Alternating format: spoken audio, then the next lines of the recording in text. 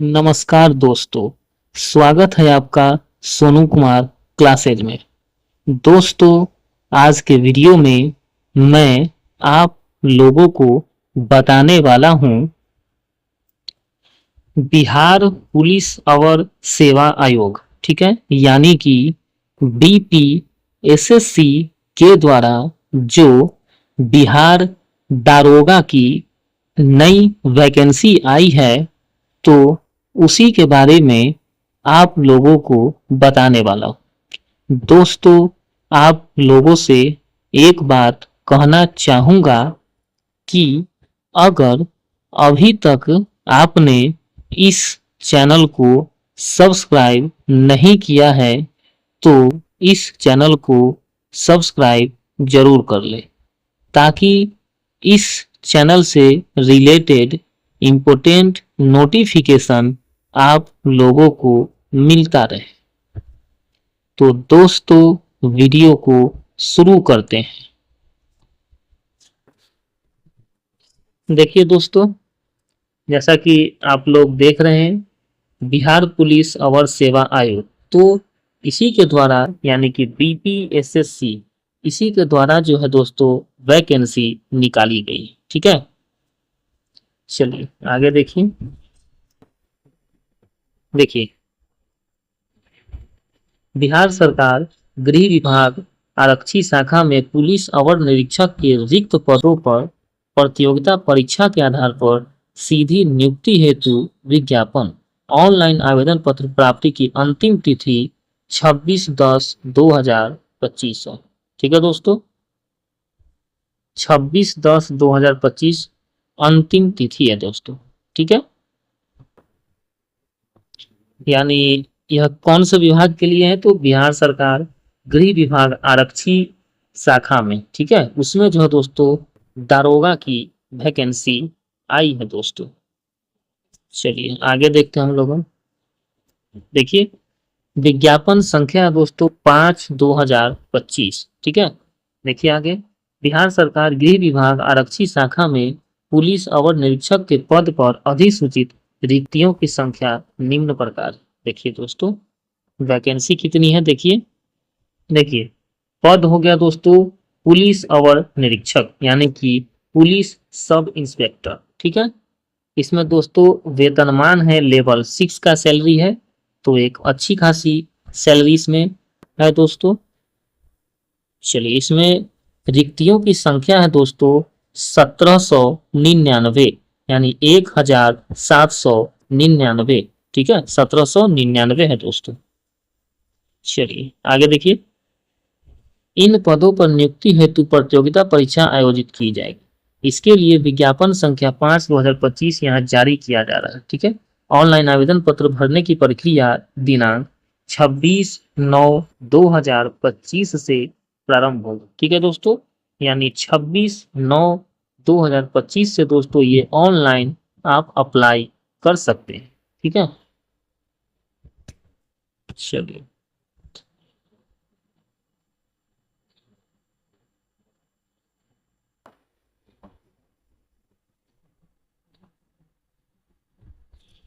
देखिए दोस्तों, आवेदन के लिए क्या पात्रता होनी चाहिए। देखिए, भारतीय नागरिक होना अनिवार्य है। पुरुष, महिला एवं थर्ड जेंडर आवेदन कर सकते हैं, ठीक है। अभ्यर्थियों की शैक्षणिक योग्यता क्या होनी चाहिए। देखिए, तो दिनांक 1/8/2025 तक किसी मान्यता प्राप्त विश्वविद्यालय से स्नातक परीक्षा या राज्य सरकार द्वारा मान्यता प्राप्त उसके समकक्ष परीक्षा उत्तीर्ण होना अनिवार्य है। यानी कि दोस्तों आपको ग्रेजुएशन होना चाहिए किसी भी स्ट्रीम से, ठीक है। चलिए आगे देखिए उम्र सीमा की गणना कैसे होगी दोस्तों। तो देखिए दोस्तों, उम्र सीमा का गणना जो है दोस्तों वो 1 अगस्त 2025 के आधार पर आपका किया जाएगा। यही बाउंड्री लाइन है दोस्तों, ठीक है। लेकिन देखिए 1/8/2024 को सरकार द्वारा निर्धारित अधिकतम उम्र सीमा धारित करते हो वे भी उम्र सीमा के आधार पर आवेदन कर सकते हैं, ठीक है। चलिए आगे देखिए, अभ्यर्थियों की उम्र दिनांक 1/8/2025 को मैट्रिक अथवा समकक्ष प्रमाण पत्र के अनुसार जो है निम्नलिखित होगा। देखिए क्या क्या है दोस्तों, देखिए अनारक्षित यानी कि सामान्य कोटि के पुरुषों के लिए न्यूनतम उम्र 20 वर्ष और अधिकतम उम्र 37 वर्ष तथा महिलाओं के लिए न्यूनतम उम्र 20 वर्ष और अधिकतम उम्र 40 वर्ष होनी चाहिए। आगे देखिए पिछड़ा वर्ग एवं अत्यंत पिछड़ा वर्ग के पुरुषों एवं महिलाओं के लिए न्यूनतम उम्र 20 वर्ष और अधिकतम उम्र 40 वर्ष होनी चाहिए। ठीक है, इससे ज्यादा नहीं होनी चाहिए। आगे देखिए अनुसूचित जाति एवं अनुसूचित जनजाति के पुरुषों एवं महिलाओं तथा थर्ड जेंडर अभ्यर्थियों के लिए न्यूनतम उम्र 20 वर्ष और अधिकतम उम्र 42 वर्ष होनी चाहिए। ठीक है, SC ST के लिए। आगे देखिए दोस्तों क्या है, उपरोक्त बिंदु 1, 2, 3 के अभ्यर्थियों की न्यूनतम उम्र की गणना 1/8/2025 तथा अधिकतम उम्र की गणना 1/8/2024, ठीक है, 2024 को आधार मानकर की जाएगी। ठीक है दोस्तों, यानी न्यूनतम उम्र की गणना 1/8/2025 और अधिकतम उम्र की गणना 1/8/2024 के आधार पर दोस्तों किया जाएगा। ठीक है, ऐसा बाकी जो छूट है दोस्तों वो सब है, छूट किसको किसको मिलता है तो ये सब दिया हुआ है। आपका जो भी डेट उम्र का गणना होगा तो आपको मैट्रिक के सर्टिफिकेट में वो डेट ऑफ बर्थ होनी चाहिए। देखिए दोस्तों अभ्यर्थियों का शारीरिक मापदंड क्या होना चाहिए। ठीक है, देखिए ऊंचाई, सीना और वजन के लिए कोई अंक दे नहीं होगा, परंतु विहित अर्हताएं पूरी नहीं करने वाले अभ्यर्थी असफल घोषित किए जाएंगे। ठीक है, देखिए ऊंचाई क्या होना चाहिए, देखिए तो अनारक्षित सामान्य वर्ग एवं पिछड़ा वर्ग के पुरुषों के लिए न्यूनतम 165 सेंटीमीटर होनी चाहिए। अत्यंत पिछड़ा वर्ग, अनुसूचित जाति एवं अनुसूचित जनजाति के पुरुषों के लिए न्यूनतम 160 सेंटीमीटर होना चाहिए। आगे देखिए सभी वर्ग की महिलाओं के लिए न्यूनतम ऊंचाई 155 सेंटीमीटर होनी चाहिए। देखिए सीना सिर्फ पुरुषों के लिए, अनारक्षित सामान्य पिछड़ा वर्ग एवं अत्यंत पिछड़ा वर्ग के पुरुषों के लिए बिना फुलाए 81 सेंटीमीटर न्यूनतम होना चाहिए और फुलाकर 86 सेंटीमीटर न्यूनतम होना चाहिए, है ना। फुलाने के बाद सीना में कम से कम 5 सेंटीमीटर का अंतर होना अनिवार्य है। आगे देखिए अनुसूचित जाति एवं अनुसूचित जनजाति के पुरुषों के लिए बिना फुलाए 79 सेंटीमीटर और फुलाकर 84 सेंटीमीटर होना चाहिए। 5 सेंटीमीटर का अंतर होना चाहिए फुलाने के बाद। ठीक है, महिलाओं के लिए सीना की माप नहीं होगी दोस्तों। वजन देखिए तो सभी वर्गों की महिला उम्मीदवारों के लिए न्यूनतम वजन 48 किलोग्राम होना अनिवार्य है। ठीक है, आगे देखिए किन्नर या कोथी या हिजड़ा या ट्रांसजेंडर या थर्ड जेंडर अभ्यर्थियों के लिए शारीरिक मापदंड तथा शारीरिक दक्षता परीक्षा का मापदंड पिछड़े वर्ग की महिला अभ्यर्थियों के समान ही होगा। ठीक है, चलिए आगे देखिए नियुक्ति की प्रक्रिया क्या है दोस्तों, सिलेक्शन प्रोसेस। देखिए सबसे पहले इसमें लिखित परीक्षा होगा। ठीक है, देखिए क्या है तो आवेदन पत्रों के संग्रह के उपरांत आवेदन पत्रों की समीक्षा की जाएगी एवं जिन अभ्यर्थियों के आवेदन पत्र सही पाई जाएंगे उनके लिए लिखित प्रतियोगिता परीक्षा का आयोजन किया जाएगा। लिखित परीक्षा 2 चरणों में होगी, यथा प्रारंभिक एवं मुख्य परीक्षा। लिखित परीक्षा के सभी पत्र ऑब्जेक्टिव प्रश्नों पर आधारित होंगे। ठीक है दोस्तों, चलिए आगे देखिए देखिए प्रथम चरण यानी कि PT होगा दोस्तों, प्रारंभिक परीक्षा। इसमें देखिए क्या होगा तो प्रारंभिक परीक्षा में 200 अंकों का एक पत्र होगा जिसमें प्रश्नों की कुल संख्या 100 होगी एवं परीक्षा की अवधि 2 घंटे की होगी। ठीक है, यानी 100 प्रश्न के लिए 200 अंक, यानी एक प्रश्न के लिए 2 अंक मिलेंगे दोस्तों और 2 घंटे का आपके पास समय मिलेगा। आगे देखिए इस परीक्षा में आपको कम से कम 30% मार्क्स लाना होगा आपको क्वालिफाई करने के लिए, उसके बाद फिर कट ऑफ पार करना पड़ेगा। ठीक है, आगे देखिए इसमें दोस्तों नॉर्मलाइज होगा अगर एक शिफ्ट से ज्यादा में एग्जाम होगा तो। ठीक है,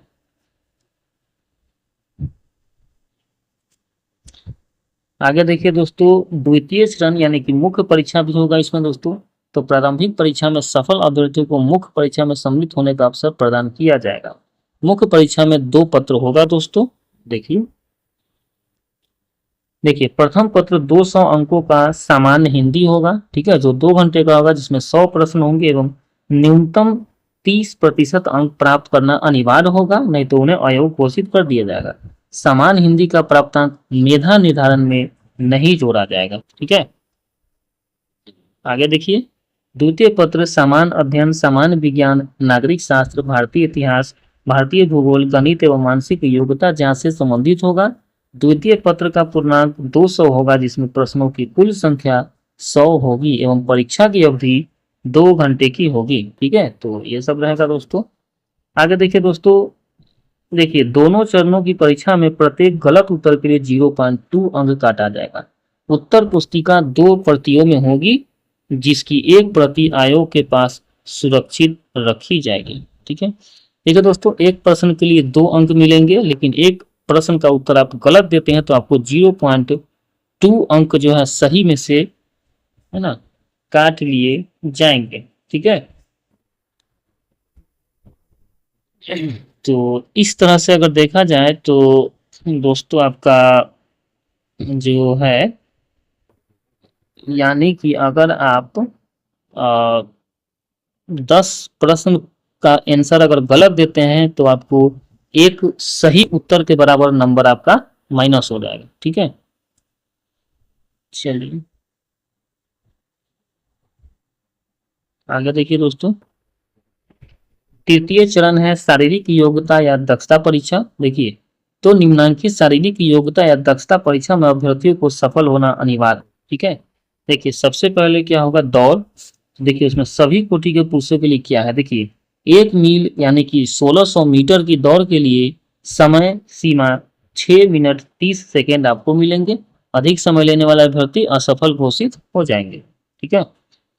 महिलाओं के लिए देखिए क्या है कि 1 किलोमीटर यानी कि 1000 मीटर की दौड़ के लिए समय 6 मिनट उनको दिया जाएगा। अधिक समय लेने वाले अभ्यर्थी असफल घोषित हो जाएंगे।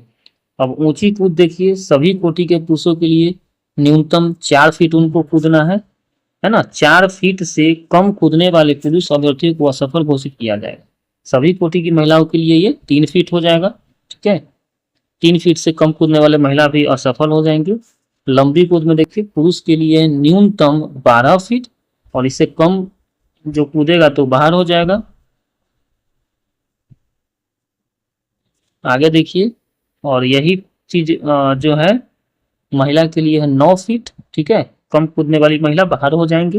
गोला फेंक देखिए, सभी कोटि की पुरुषों के लिए 16 पाउंड का गोला न्यूनतम 16 फीट फेंकना होगा, ठीक है। 16 पाउंड का गोला कम से कम 16 फीट फेंकना होगा, ठीक है।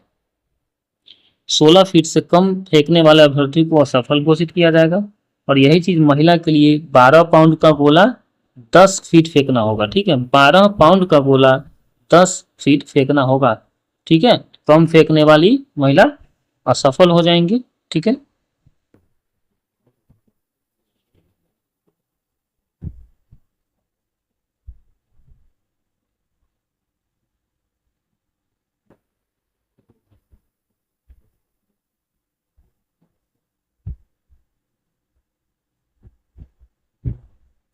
एक चीज ध्यान रखिए दोस्तों, देखिए मात्र ऊंची कूद, लंबी कूद एवं गोला फेंक में अधिकतम 3 मौका आपको मिलेगा, ठीक है। ये ध्यान रखिएगा, ठीक है। कौन कौन, तो ऊंची कूद, लंबी कूद और गोला फेंक, इसमें 3 मौका आपको मिलेगा, ठीक है, ध्यान रखिएगा। देखिए आगे क्या है, किन्नर या कोथी या हिजड़ा या ट्रांसजेंडर या थर्ड जेंडर के लिए क्या है, देखिए बिहार सरकार गृह विभाग आरक्षी शाखा का संकल्प ज्ञापान 386 दिनांक 14/2021 की कंडिका 5 थर्ड के अनुसार ट्रांसजेंडर अभ्यर्थियों के लिए शारीरिक मापदंड तथा शारीरिक दक्षता परीक्षा मापदंड पिछड़ा वर्ग की महिला अभ्यर्थियों के समान रहेंगे। अभ्यर्थियों की न्यूनतम उम्र सामान्य विज्ञापन अनुसार रहेगी और अधिकतम उम्र सीमा में अनुसूचित जाति, अनुसूचित जनजाति कोटि के समरूप छूट प्राप्त होगी। अभ्यर्थी को बिहार राज्य का मूल निवासी होने का प्रमाण पत्र तथा राज्य सरकार द्वारा निर्धारित सक्षम प्राधिकार द्वारा निर्गत प्रमाण पत्र उनके ट्रांसजेंडर होने की लिमिट प्रस्तुत करना होगा।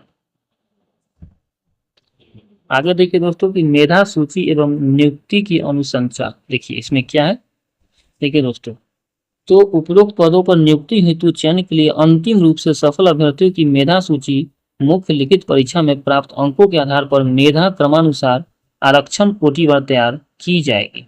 ठीक है, देखिए लिखित परीक्षा में 2 या 2 से अधिक अभ्यर्थियों के समान अंक प्राप्त होने की दशा में मेधा सूची में उनके स्थान का निर्धारण उनकी जन्म तिथि के आधार पर किया जाएगा।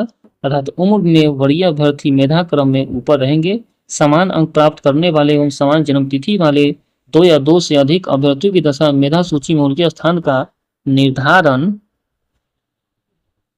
उनकी शैक्षणिक योग्यता के आधार पर किया जाएगा। अर्थात अधिक शैक्षणिक योग्यता वाला अभ्यर्थी मेधा क्रम में ऊपर रहेंगे। ठीक है, यानी कहने का मतलब है कि दोस्तों अगर कोई 2 कैंडिडेट का समान अंक आ जाएगा तो उनका जिसका उम्र ज्यादा होगा उसको वेटेज मिलेगा। अगर उम्र भी समान मिल जाता है तो जिसके पास ज्यादा क्वालिफिकेशन है तो उसको वरीयता मिल दिया जाएगा। आगे देखिए, शैक्षणिक योग्यता समान होने की दशा में अभ्यर्थियों की वरीयता उनके 10वीं बोर्ड के प्रमाण पत्र में यथोलिखित नाम के अंग्रेजी वर्णमाला के क्रम के अनुसार निर्धारित की जाएगी। और अगर दोस्तों उनका जो है शैक्षणिक योग्यता भी अगर समान है तो फिर उनके नाम के लेटर के हिसाब से जो है उनको वेटेज मिलेगा। जैसे किसी का नाम अगर अमोद है, किसी का नाम अगर प्रमोद है और ए पहले आता है पी बाद में आता है तो ए को वेटेज मिलेगा, प्राथमिकता मिल जाएगा। ठीक है,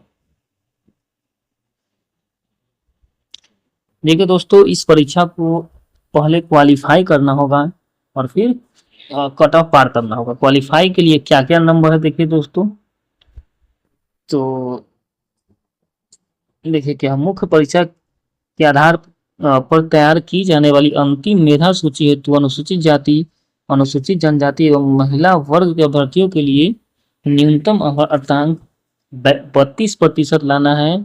अत्यंत पिछड़ा वर्ग के अभ्यर्थियों के लिए 34% लाना है। पिछड़ा वर्ग के अभ्यर्थियों के लिए न्यूनतम अर्धांक 36.5% लाना है तथा सामान्य वर्ग के अभ्यर्थियों के लिए न्यूनतम अर्धांक 40% लाना होगा उनको। आगे देखिए, अंतिम रूप से चयनित अभ्यर्थियों की अनुशंसा बिहार पुलिस अवर सेवा आयोग द्वारा संबंधित नियुक्ति प्राधिकार को नियुक्ति हेतु भेजी जाएगी। ठीक है, देखिए रिक्ति के बारे में क्या कहा गया है दोस्तों, देखिए रिक्ति का पूरा डिटेल है यहाँ पे दोस्तों।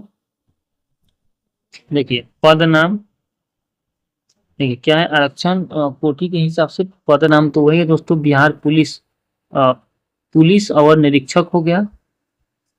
ठीक है, देखिए इसमें अनुसूचित जाति के लिए कुल पद 210 है जिसमें 74 पद 35% महिला के लिए आरक्षित है।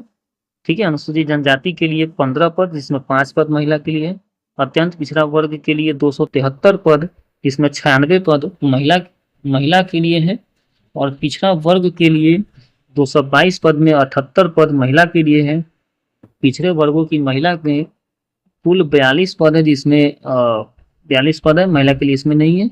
अनारक्षित के लिए 850 पद है कुल जिसमें महिला के लिए 298 पद है।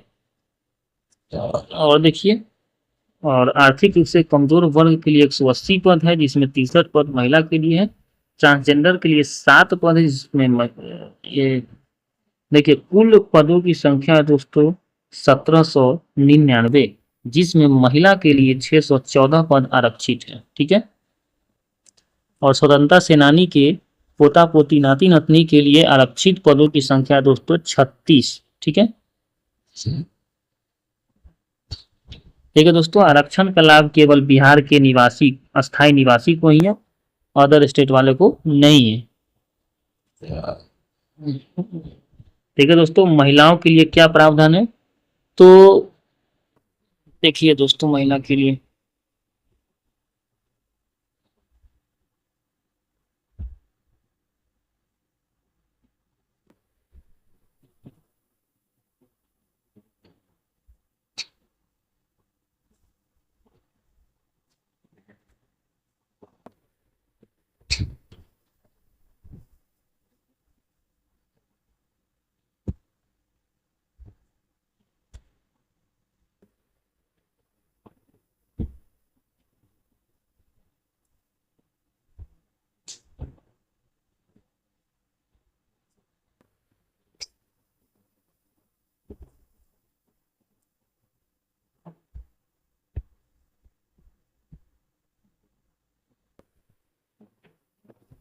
तो देखिए दोस्तों, तो महिला के लिए क्या है प्रावधान कि महिला को 35% आरक्षण दिया गया और बिहार राज्य की मूल निवासी महिलाओं को ही आरक्षण का लाभ दिया गया है दोस्तों।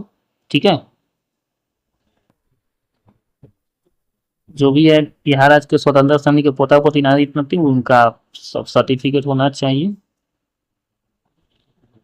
आगे देखिए, इस हेतु वित्तीय वर्ष 2024 से 25 की आय एवं परिसंपत्ति के आधार पर बना हुआ प्रमाण पत्र अनुमान होगा। ठीक है दोस्तों, ईडब्ल्यूएस में ये ट्रांसजेंडर के लिए है।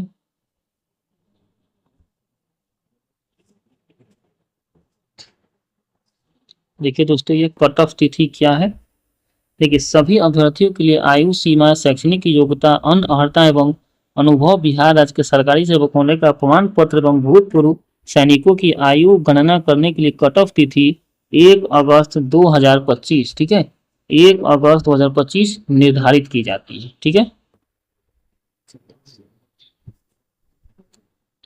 ये नियुक्ति का प्रकार, नियुक्ति का प्राधिकार जो है सो ये है पुलिस उप महानिरीक्षक होंगे। ठीक है, उसके बाद चिकित्सकीय जांच, चरित्र एवं पूर्व वृत्त सत्यापन, ये सब दोस्तों इसमें होगा, जांचा जाएगा। ठीक है,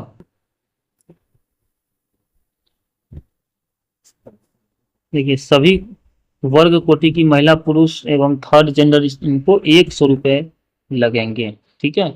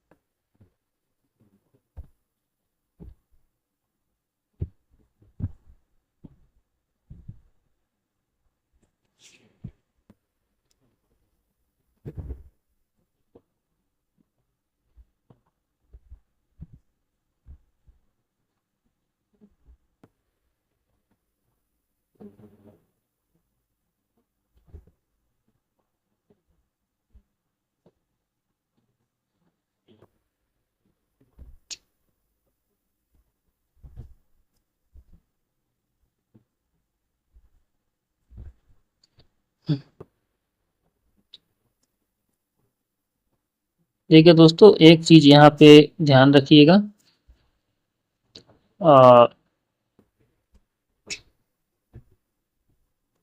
एक चीज देखिए, जो यहाँ दिया हुआ है कि आरक्षित कोटि की विवाहित महिला अभ्यर्थी द्वारा पिता के आधार पर जाति प्रमाण पत्र एवं अस्थायी निवास प्रमाण पत्र एवं क्रीमी लेयर से संबंध न रखने का प्रमाण पत्र जहां लागू हो समर्पित करने के स्थान पर पति के आधार पर प्रमाण पत्र समर्पित करना उनकी उम्मीदवारी को रद्द कर सकता है, क्योंकि जाति जन्म से निर्धारित होती है, न कि विवाह से। यानी कहने का मतलब है दोस्तों कि जो भी विवाहित महिला है तो उनका जो भी डॉक्यूमेंट बनेगा दोस्तों, तो वो उनके पिता के नाम से बनेगा और पिता के पता से बनेगा। ठीक है, पति के नाम से और पति के पता से नहीं बनेगा दोस्तों। ठीक है, तो ये चीज आप ध्यान रखिएगा दोस्तों।